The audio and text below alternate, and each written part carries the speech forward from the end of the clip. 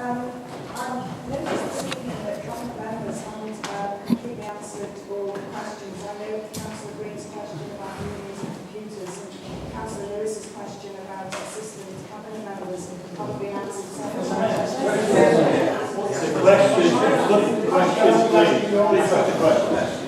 My question to the cabinet member is, would she agree with me that it's wrong for the council to claim credit for work carried out by friends groups?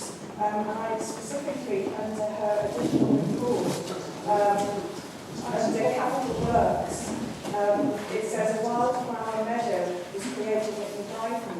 That work was actually carried out by the Friends of North Wirral Coastal Park. I was there the day they started that work. And that hasn't been So my question is, with all the volunteers that the council are encouraging at the moment throughout Wirral, isn't it wrong for the council then to take credit when they've done the work? Councillor Birmingham. The leisure management staff have been working closely with a team of leisure consultants. This is page 56. Before commissioned and taken a review of the leisure centre. I know that they sort of reported back in June, so could you please bring us up to date with the interim findings of that report, please? Councillor Blakely. Thank you, Mr. Mayor. Two questions if I may. Is it one question or 2 minutes? Is it one question, Mr. Mayor, or 2 minutes? 2 minutes, one question. Well, I do know somebody asked 2 questions quietly earlier on. Right, Mr. Mayor, I'll ask the support question first. I'd like to thank the Cabinet member for the work of the new service in Sawmill Grange Recreation Park for tennis. But the Cabinet member joined with me in saying that it was a tremendous success enjoyed at Wimbledon by both Andy Murray and Gordon Robson, that it would be useful to have nets, posts and perimeter fencing in order that people can play tennis. The service is tremendous, but can the Cabinet member tell me when the courts will be in use? May I ask my second question, Mr. Mayor? It's very brief. I'm just asking the Cabinet member to join with me in thanking the government for providing a special protection area for the Mersey Narrows and North Wirral foreshore with added protection for environment and birds. Thank you. Thank you. Yes. Jeffrey, Thank you, Mr. Mayor, lady member, as they always say. I wonder if the Cabinet member could tell us the current cost of not going forward with the Paxby decision, and how many millions it has now cost the council taxpayers of Wirral for their ideological approach to delivering service. but I know you were going to ask that. Councillor Blakely will go with that one. Councillor Mead, would you like to respond?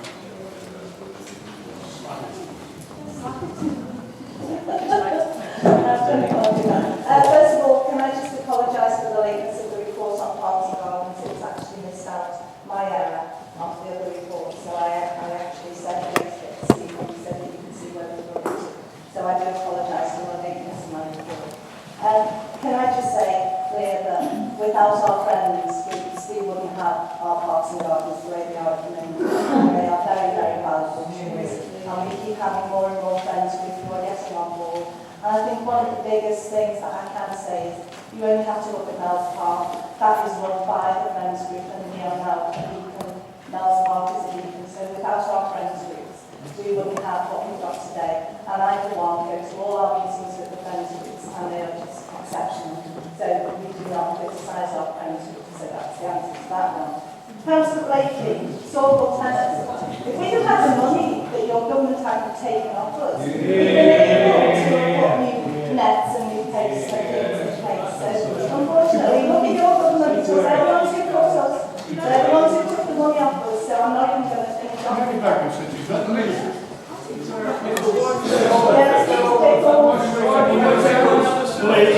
Please. let the cabinet member reply Thank to you the for question. That means everybody. Everybody. I'll answer Councillor Green's question now, if that's okay. Unfortunately, Jack. No, please. No, because it's on parks and gardens and then I'll go on to leisure centres. Regarding the costs, unfortunately I don't have the figures for that, but I'll try and get them to you and I'll let Councillor know what those figures are. Thank you. My next question was of Councillor Bernie Mooney. Where we're up to with B4. Sorry, did I miss a question now? I did, but then we really want to. Sorry? Please, no, you're given the option to ask the question. The question's been asked. The cabinet member is now responding to those questions. I'm sorry if you don't like the answers you get. It's the way the thing is working. Please carry on. Thank you, Mr. Leisure centres, where the infant islands are, where we're up to at the moment. Before I've come up with a number of suggestions for reducing the current operational deficit with regard to leisure centres. This not only includes ways of reducing expenditure, but also some new project developments that will increase our income. They've also introduced one or two new and innovative ideas that we are currently checking with our legal department, and we hope to present the finance department in September of this year. I do apologise if I didn't miss some of these questions. Councillor Green. Your question now?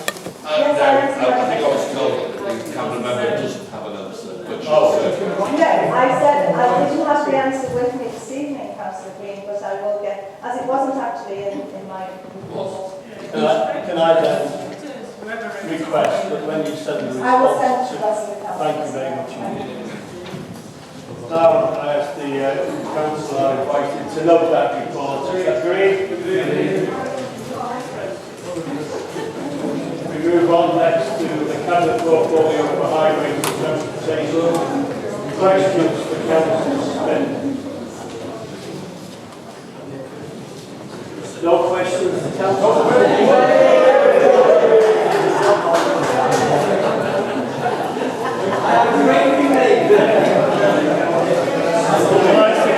to note that report, is that agreed? So I'm going to move on to the cabinet portfolio for neighbourhood housing engagement. Any questions to Councillor Davis?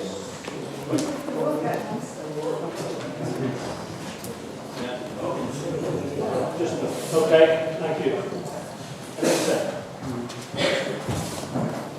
Thank you, Mr. Mayor. My question to Councillor Davis is, I'd like to ask the Cabinet about how many three-bedroom housing association properties in Wirral are now empty, being next to impossible to let since the introduction of the rental tax.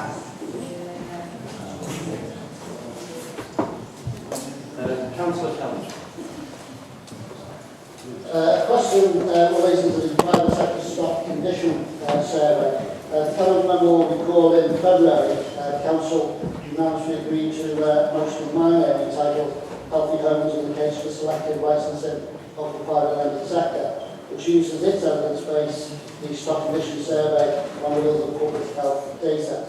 Paragraph 9 of that motion asks him to re-examine the case for using selective licensing as part of the toolkit available in tackling substandard housing and poorly managed private rental accommodation.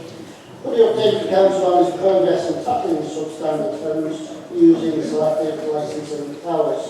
Why have we seen no cabinet reports following up the Council decision, and why are we not following Liverpool's lead in tackling conditions in private rented homes through selective licensing? Councillor Gilford. Section 5 of the report refers to the intended delivery of 322 new affordable homes in 2013-14. What work is in hand with the Homes and Communities Agency and the registered providers to plan, secure funding, provide and deliver programs for future years? Councillor Blakely. Thank you, Mr. Mayor. Just a question regarding the provision of 24 homes and 3 new shops to town and Lady Morton. And would the council cabinet member join with me in putting on record the Council's thanks for the work carried out by Magenta Living, formerly Wirral Partnership Homes, in consultation at all stages with local residents and local shopkeepers in order to ensure that the scheme they delivered was a scheme that everybody wanted, that fitted in with the local street scene, and that the Deputy Mayor and I celebrated its official opening this afternoon. Councillor Thank you, Mr. Mayor. First question, item 5, page 60, Councillor Davis. I'm not expecting a response tonight, but if you could perhaps circulate one to Council afterwards, that would be helpful. In terms of the number of building new home completions, can you tell us how much the authority is expected to receive in new homes bonus from the government for each completed unit? And the second question, item 3, under occupation, is the Cabinet member disappointed that the Labour Party has said they will not be reversing the federal tax? Councillor Davis would like to respond to those questions. Okay, start with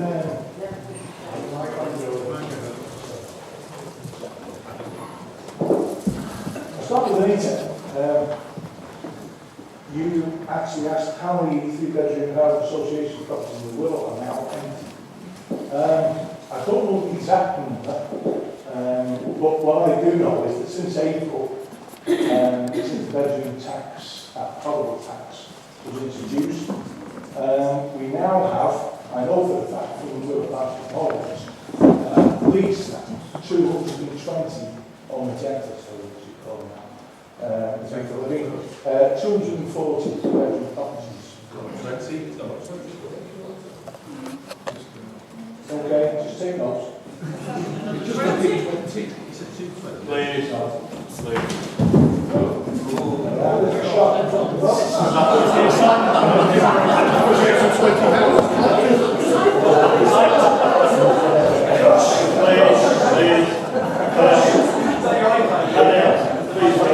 Thank you. Across the Wirral, there are 13 housing associations. That's the reason why I asked the question of Riverside, for example, last week. Riverside across Merseyside have now got 500 empty properties, or void properties, I should say, not empty, void properties across Merseyside due to the bedroom tax. So I think I'm quite safe in saying that across Merseyside, but on Wirral here, I would say there probably will be around about 400 empty properties at this moment, which are now void. My worry, and this is the thing I think every councillor in this council needs to be aware of, that there is a ploy at this present moment in time, and this follows on from the bedroom tax, that HCA are going to institute a consultation exercise in the autumn of this year, which will allow private rented sector to purchase these properties. See where it's all moving, see where it's going, and we will fight it vigorously. So I think at this point, I'll go back to where Ian came from, and they make points about, I only got down to you, bedroom tax, and just give me... Sorry, Mr. Mayor, how many units are expected to be completed that qualify for the new homes bonus, and how much money do you expect to receive? Right. In terms of the new home bonus, we expect to have 400 this year completed, which should give us an income of around about £3.1 million. Thank you. And Stuart, in terms of selective licensing, yeah, you know, we're not so good, we're not miles ahead of us. We are looking at this present moment in time at 3 areas across the board for selective licensing, and they will be reported to Cabinet in September. Councillor Gilchrist, on behalf of what work is in hand with HCA, I'm making notes actually, I had a brief on this myself. Somewhere, there we go. Right. Quite obviously, well, you know yourself, the dialogue with the HCA starts from the very first minute we start the scheme and moves on. That dialogue is continuously going ahead, and registered providers, council private development partners, this is all on the go all the time. So the comprehensive spending review announced the following key programmes for the future. Extension of the Affordable Homes Programme from 2015-16 to 2017-18, and a 400 million affordable rent-to-buy scheme to deliver 165,000 properties. Further funding available under the Build to Rent programme to support quality private rented sector accommodation to be delivered. Additional 150 million in the enterprise zones and additional 102 million to speed up delivery of large-scale sites. Continuation of the Help to Buy programme to support and stimulate private sector development activity. So you can see from the range that we are on the ball. We bid for most of those schemes, and then we're going for the result to come through from the HCA for those. But we are on board with all those schemes.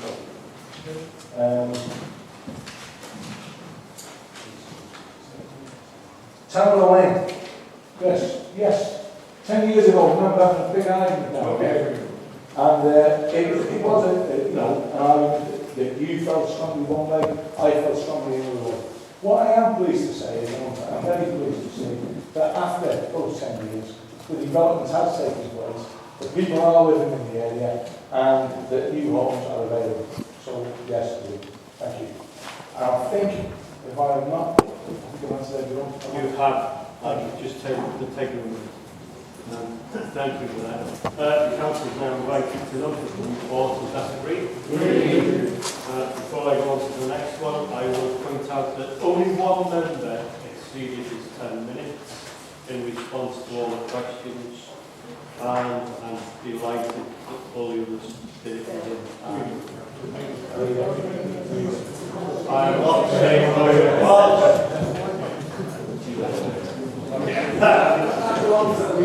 It's a discretion.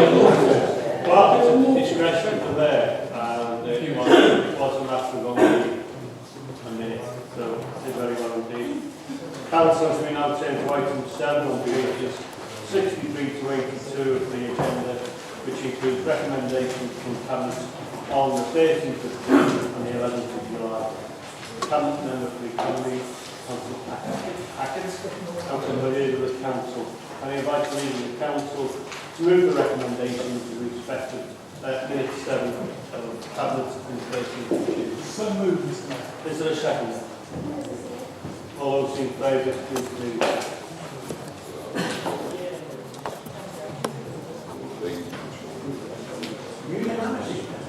Unanimous. Thank you.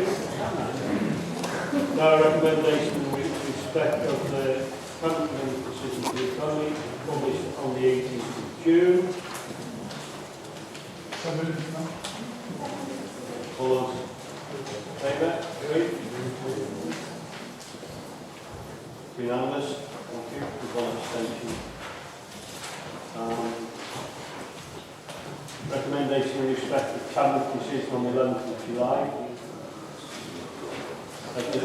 Mr. Mayor, may I respond to this objection on behalf of the administration? Yes, please do. Mr. Mayor, the administration notes the constructive comments and response. Sorry. Yeah.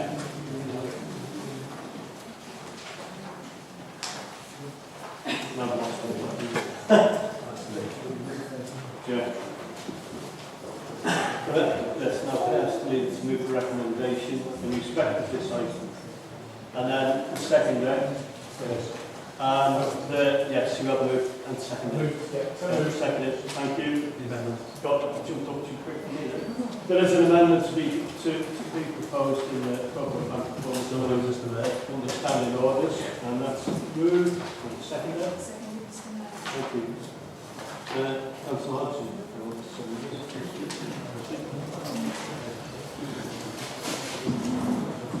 Thank you, Mr. Mayor. The purpose of this amendment is not for political reasons, but to some clarity and to ensure that the true meaning of scrutiny is adhered to. Tony Smith was earlier on expelling the virtues of Stolen. sorry, You mean it's stolen? Last Thursday in Cabinet, I believe the report was questioned the corporate performance plan and the performance agreement. This is as good as putting the cart before the horse. I cannot unfortunately refer to the minutes of the Policy and Performance Coordinating Committee meeting, which was held on the 3rd of July, as the officer who was taking the minutes that night went on holiday the next day. But I however confirm that the minutes have not yet been written up. However, Mr Mayor, I can and do recall it was agreed by all there, from all three parties, that we as a committee were not too happy with the style of the report featured after page 69 in this document. Some of the headings were not clear, the comments too size was too small, but to name a few of the comments. But the members in attendance all agreed that we wanted the report taken away and to be worked on in its presentational form and to be brought back to us as a committee so that we could fully understand and properly scrutinise the detailed information before we came to a decision on the recommendation. Tony Kinsella, the reporting officer, agreed this, and apart from a few comments on training, it was agreed by all the committee members, including the Deputy Mayor Steve and you, Moira, on the course of the action as had been requested. My point is, Mr Mayor, until we as a committee have received a new detail and an improved report as requested in the full party agreement, and until we have scrutinised that report so as to arrive at a final and proper decision, this report should not be before Council tonight for approval. If this amendment is ignored, what is the point of our committee? Are we wasting our time as a committee? And you have to ask, do we need three committees if they are, as it seems, not going to carry any weight? All I'm asking within this amendment is to hold this item open until we receive the requested information, done our job as a scrutiny committee, and then following our decision, then bring it back to Council for the final decision. So moved, Mr Mayor.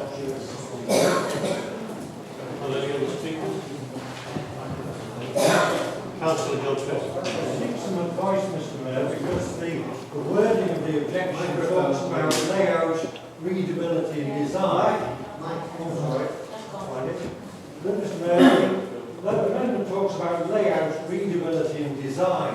For me, I think the fundamental question is whether we're looking measuring or not measuring the right things, which is a different matter. Of course, I wasn't present at the particular scrutiny committee, but I apologise to members if I misunderstood the point. If members wanted to say that the system isn't right, isn't needs improving, that would be one matter. To say that the print is small and everything else is a different matter. I entirely sympathise about size and scale. It was a matter of developing this reporting system and improving it. I'm not sure throwing it out tonight actually helps the situation.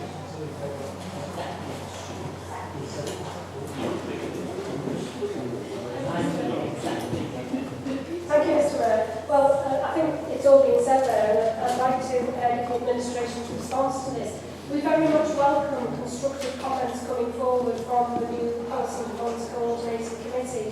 But when we've looked at this, it is about layout, readability and design. And, it's cosmetic rather than about the content. Whilst we appreciate the feedback received, the approach to the dashboard of how the performance indicators are going to be presented is going to evolve. And the comments made will help us to strengthen the way that the information is presented. And I think that's what it was about presentation. However, Cabinet last week have been assured that the indicators chosen are the right ones for us to look at, which is the point I think that Councillor Gilchrist is making, over the coming year. And there is no need to delay agreement of these. This will mean that we're not delayed in taking action to deliver the first set of performance management indicators. They have been formed as officers and their portfolio holders have agreed their directorate plans, and part of the process included a challenge to officers to demonstrate how they contribute to the corporate plan for the desired outcomes. As we all know, protecting vulnerable people, tackling inequalities, and the key improving the economy, the local economy. And therefore, Mr Mayor, I think for those reasons we would like to say that we're recommending Council vote against the objection and that we actually adopt this this evening. Thank you, Mr Mayor. Take it from the speakers. Second. Thank you, Mr. Mayor. I actually wasn't going to speak because I think Andrew summed it up really well. But the problem was, and Moira will, I'm sure, agree with me here, she actually said, as well as a few of us on the committee, well, I can't read it, I can't understand it either. And the whole point is, you did. You did. You said you I said I couldn't read it. I didn't say, I said I found it difficult to read. Not That's a point of ordering. If I'm being quoted, I think I'm allowed. okay. Can I also say, Mr. Mayor, that she also went on to say, Maura went on to say, Councillor McLaughlin also went on to say that perhaps if there was a key on the report, it understands it better, and we all agree. So I think taking these points into account, that the report should not go through council. Thank you. Councillor Davis, would you like to reply? No, I support the statement.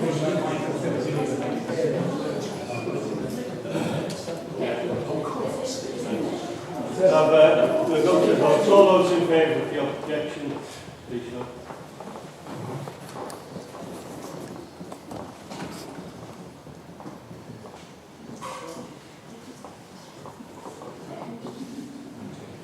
All those against? Coalition.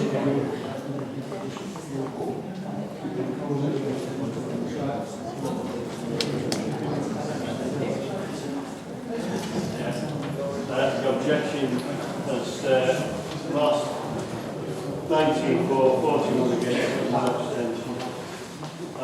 And now we have recommendation in respect of the leader's decision to publish on the 50th.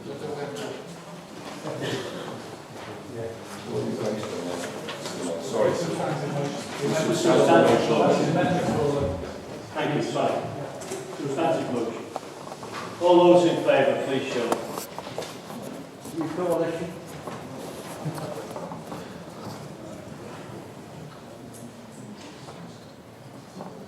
All those against? Tories have control.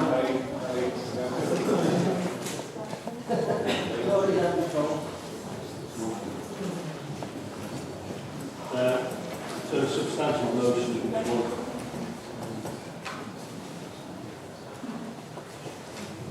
And now the recommendation in respect of the legal decision published on the 5th of July.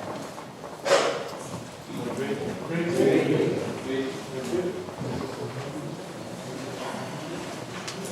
The next item on the agenda, item 8, is matters for noting.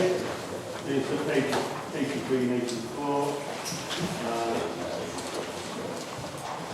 On the agenda, draws attention to the council to matters intended by council, which in accordance with the constitution, the council is required to know. Cabinet Bid 17, Financial Monitoring, 2013 for Does anybody like to move this? So moved, Mr. Mayor. That's agreed.